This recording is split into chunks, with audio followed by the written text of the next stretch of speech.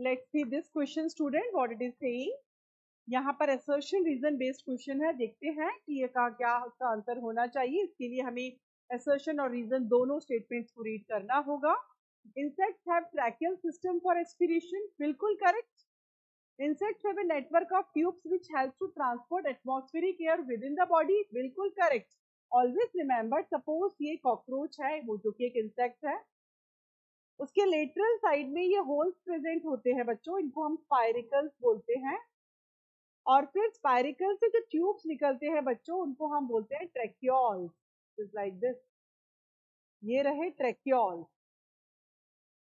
और ट्रैक्योल्स जुड़े होते हैं किससे? एक सिंगल सेंट्रल ट्यूब से, जिसको हम बोलते हैं बच्चों ट्रैकिया.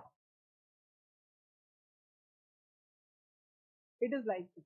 तो बिल्कुल सही बात है कि इंसेक्ट्स के अंदर ट्रैकियल सिस्टम होता है, और यहाँ ट्रैकियल सिस्टम के थ्रू ही एटमॉस्फेरिक ऑक्सीजन अंदर आती है और बॉडी का जो CO2 है वो बाहर निकल जाता है.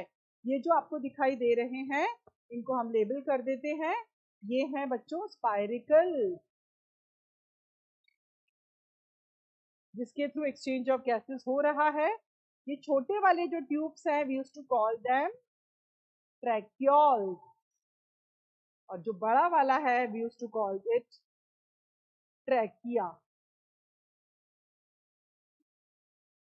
It is like this. तो ये ट्रैकियल सिस्टम की बात कर रहे हैं यहाँ पर, और ये बिल्कुल सही बात है कि इंसेक्ट्स के अंदर ट्रैकियल सिस्टम पाया जाता है, और इसकी वजह से ट्यूब्स का नेटवर्क होता है ट्रैकियल सिस्टम में, जिसके थ्रू ट्रांसपोर्ट की जाती है क्या?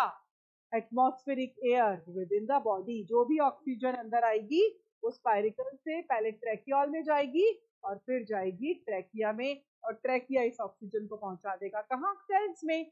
सो assertion is correct, reason is correct, and reason is the correct explanation of assertion. बिल्कुल सही है ये स्टेटमेंट दोनों. Okay, so is the right answer.